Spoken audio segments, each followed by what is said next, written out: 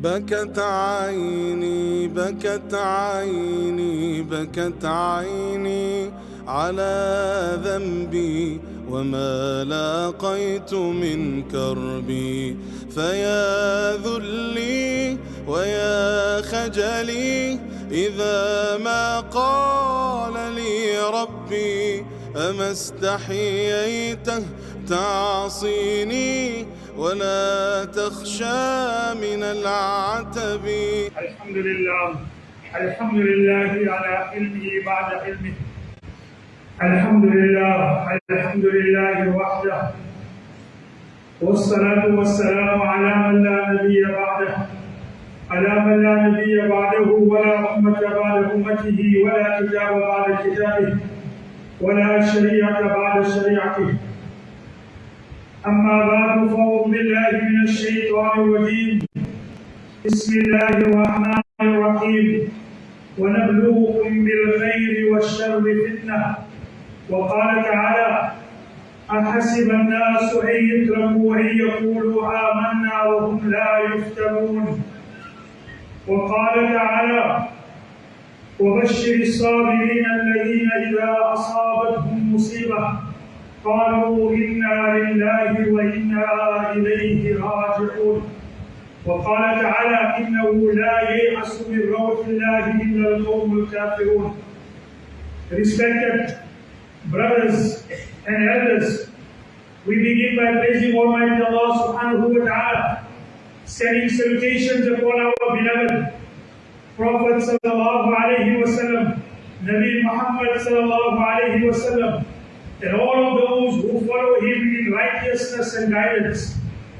Respected elders and brothers, we are aware that in this world we are faced with different situations.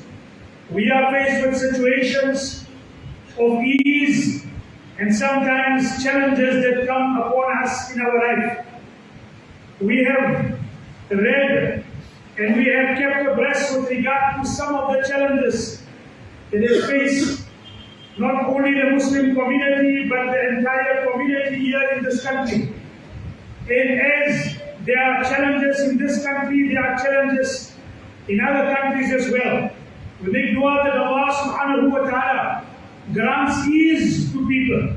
Allah ta'ala grants afiyat.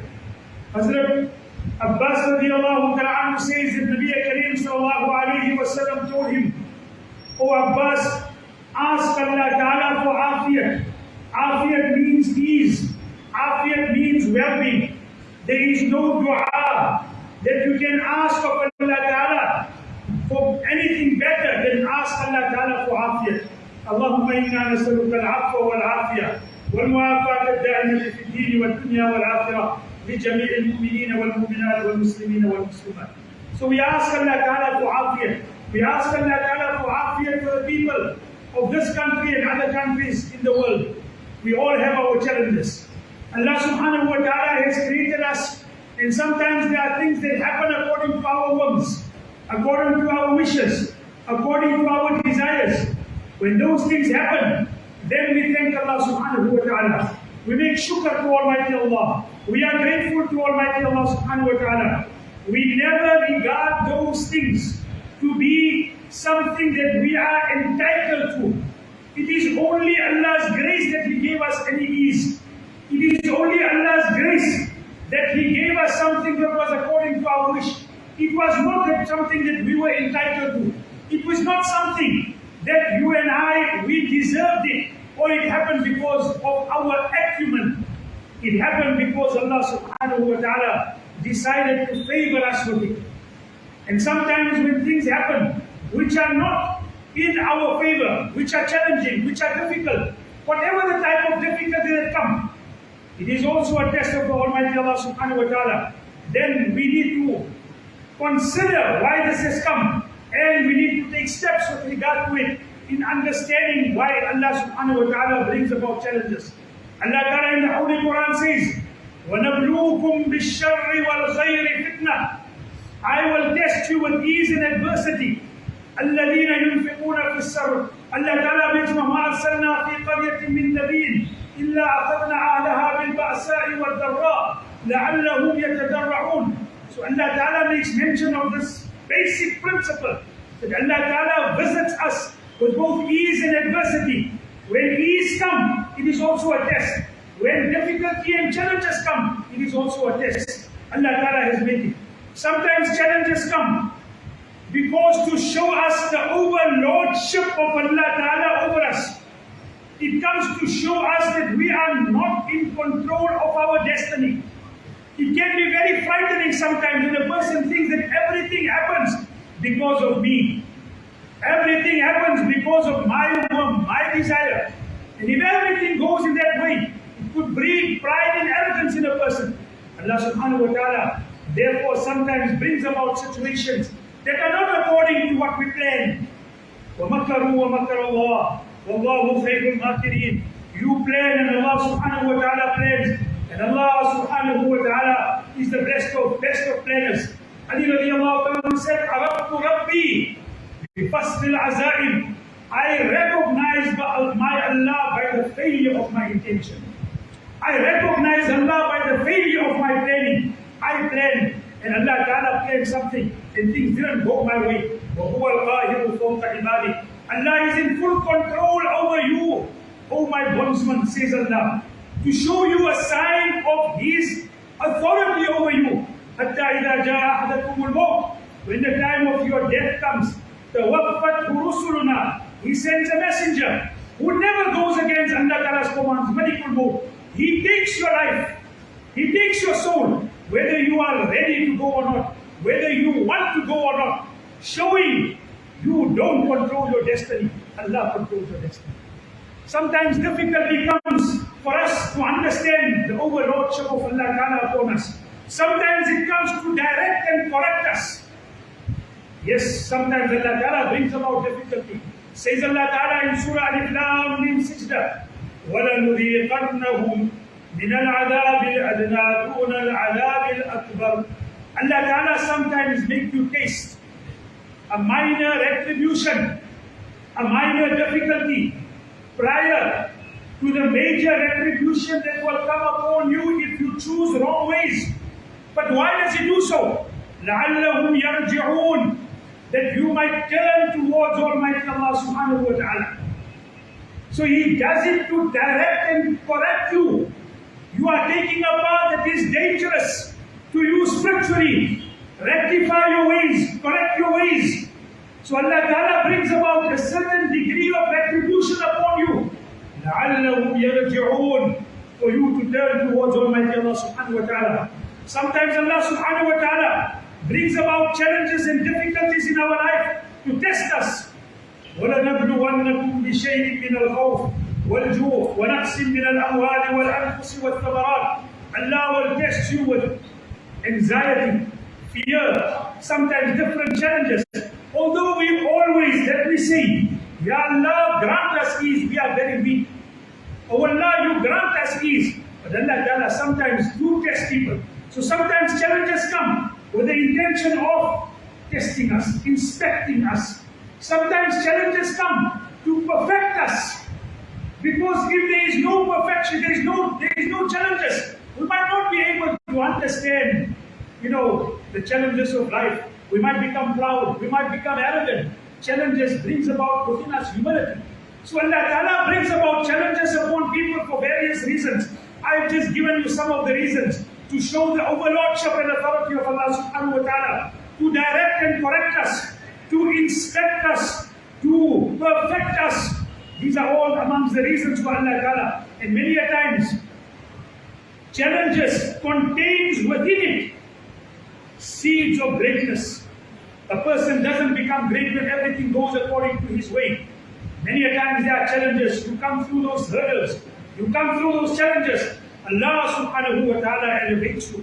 Allah subhanahu wa ta'ala gives you a reflection. Allah ta'ala gives you a situation of you understanding and coming closer towards Almighty Allah. وَإِذِ ابْتَلَى إِبْرَاهِيمَ رَبُّهُ بِكَلِمَاتٍ فَأَتَمَّهُنَّ قَالَ إِنِّي جَاعِلُكَ لِلنَّاسِ إِمَامًا. We tested Ebrahim alayhi salatu wassalam. On many occasions, he came through the test with flying colors. We granted him greatness and we said, "O Ibrahim, إِنِّي جَاعِلُكَ لِلنَّاسِ إِمَامًا." We will make you an imam and a leader. every revered and revealed religion reveres Ibrahim alayhi salatu wasalam.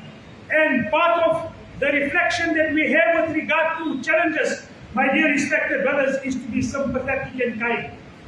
When you and I we face challenges, it makes us humble. It makes us reflective. It makes us wanting to be kind and wanting to be considerate to other people.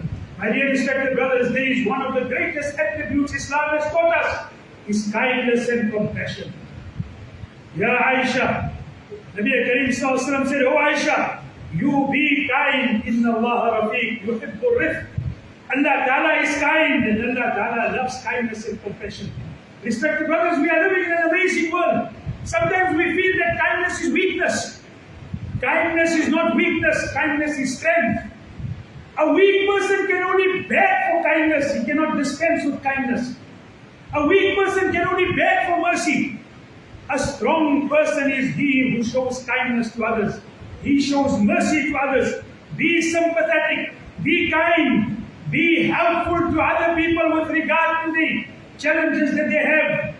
Nabi Kareem Sallallahu Alaihi Wasallam had said, "Wallahi fi awni al-abd, ma kana al-abd fi awni akhi." Allah is in the assistance of a human being as long as he is assisting other people. We show assistance. If Allah Ta'ala has given us something, then we show kindness. Whatever little we have, whatever we can do, Nabi Kareem Sallallahu Alaihi Wasallam has told us to share and to be helpful to other people. On one occasion, he told the Sahaba, "It is compulsory upon you to give sadaqah for every joint in your body." So Sahaba said, "Ya Rasulullah," they felt the way sometimes you and I feel, that to give sadaqah and charity is only to the needs of financial assistance. Ya Rasulullah, we might not have that amount of wealth. Nabi Kareem Sallallahu Alaihi Wasallam said, what an amazing thing he said. He says, even if you can't help someone with wealth, for you to help another person is sadaqah. For you to guide another person is sadaqah. For you to take a person across the road is sadaqah. And oh my companions, if you cannot do anything of that, smile in the face of your next human being, in your next face of your next Muslim brother, that will be a sadaqah. Now it doesn't cost any money to smile, but that also people find difficult. So even if you smile, it is a sadaqah. What did Nabi Sallallahu Alaihi Wasallam teach us by that? Be a person of positive virtue, someone who helps people, someone who is the one who shows compassion, kindness, helpful nature to other people. Nabi Kareem Sallallahu Alaihi Wasallam on one occasion said, "I saw a person enjoying himself in Jannah. I saw a person enjoying himself in the gardens of Jannah. For what? For removing the thorns that were in the road that were hampering people moving on that road." Have we ever considered a person going to Jannah for being helpful to people? We associate Jannah with great amount of exertion, great amount of effort, great amount of ibadat on its place. Here Nabi Kareem Sallallahu Alaihi Wasallam said, "I saw a person enjoying himself in Jannah because there was something on the road, it was offensive." Here we won't do that. Call the municipality, call the authorities. Nabi Kareem Sallallahu Alaihi Wasallam said, he removed it, I saw him enjoying himself in Jannah. My dear respected brothers, if we cannot do that, at least let us show some sort of consideration, some sort of compassion for people. It is said very beautifully, if Allah has blessed you with something more than other people, then don't make your fences and your walls higher. Make your tables longer. When Allah has blessed you with something, don't make your walls higher. Keeping yourself aloof from people, no. Make your tables longer. Go and help people.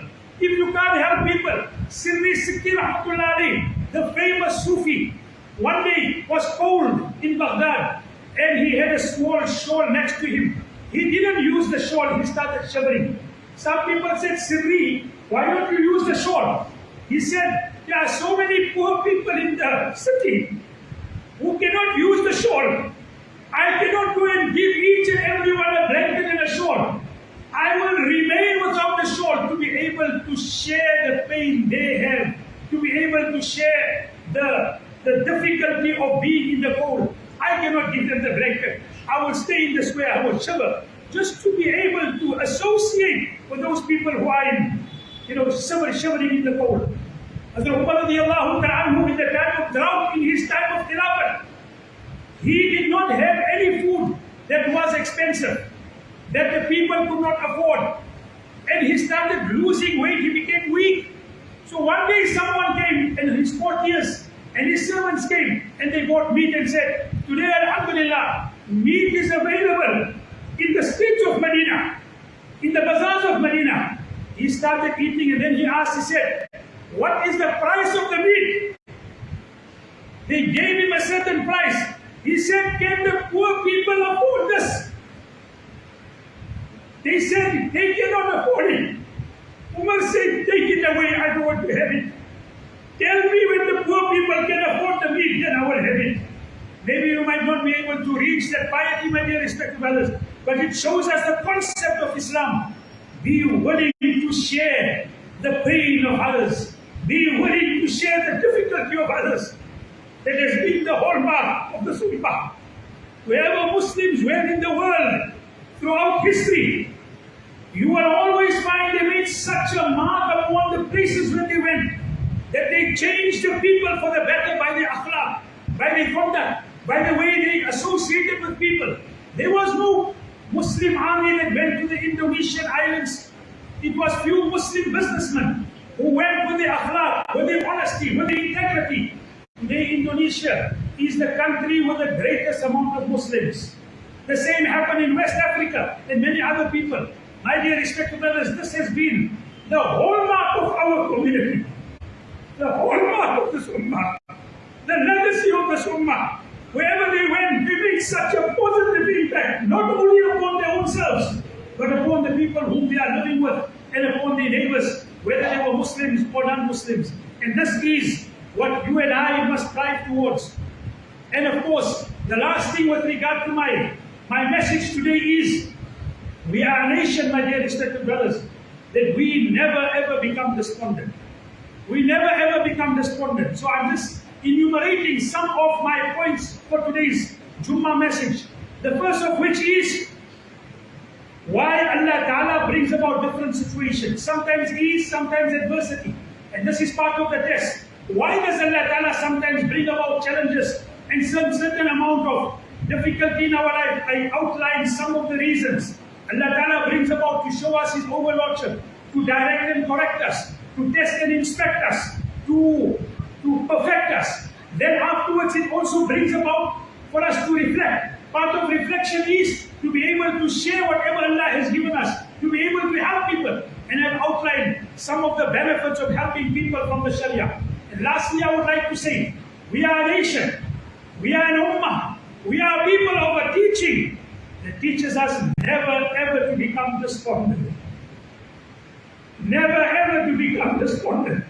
إِنَّهُ لَا يَعْصُ مِنْ رَوْحِ اللَّهِ إِلَّا الْقَوْمُ الْكَافِرُونَ.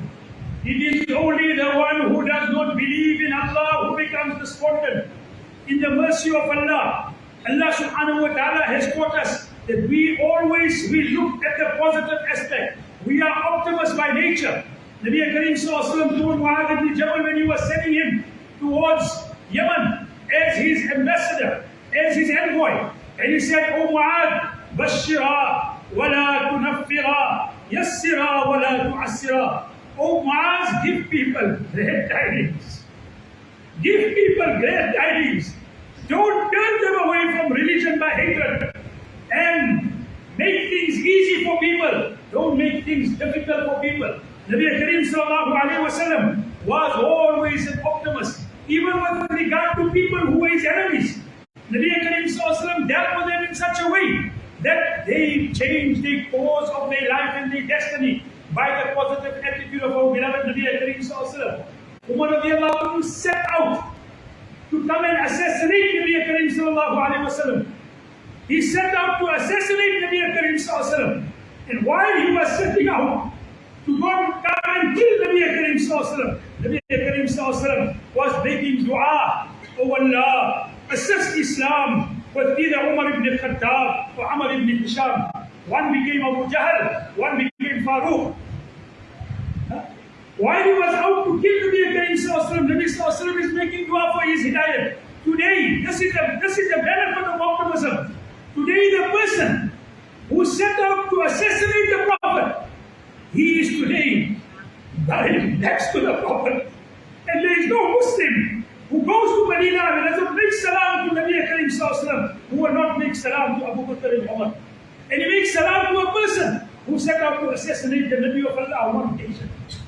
Hazrat Khalid bin Walid radiallahu anhu changed the course of the entire situation of the Battle of Uhud.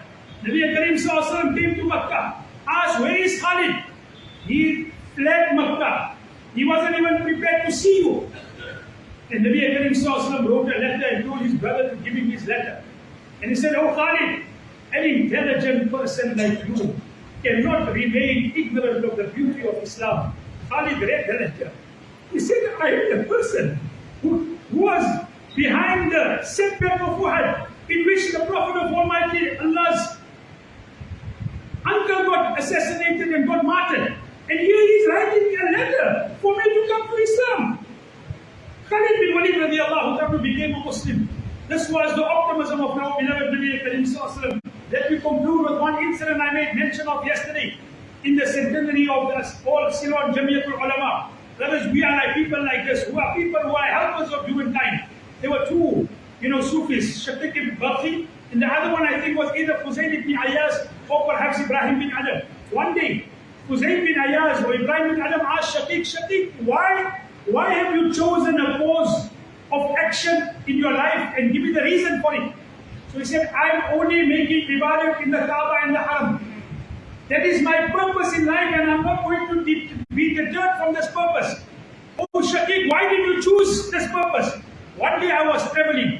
I saw a blind bird on a tree. I rested at a place.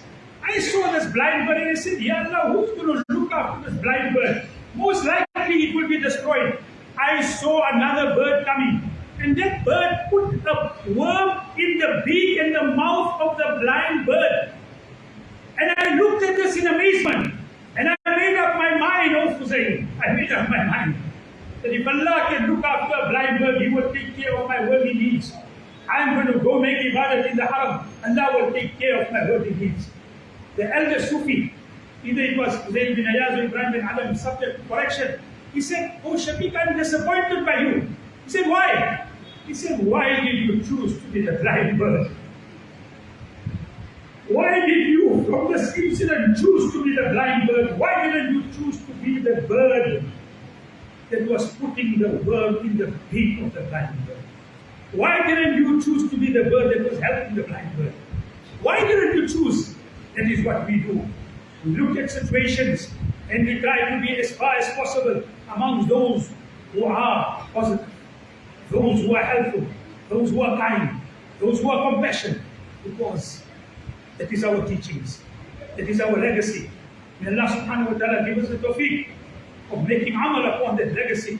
May Allah ta'ala grant us the ability to follow the sunnah of our beloved Nabi Karim Sallallahu Alaihi Wasallam, to show the beauty of our deen, to practice upon it, and to be amongst those who show the beauty of our deen to others, not only in words, but in practice and in demonstration.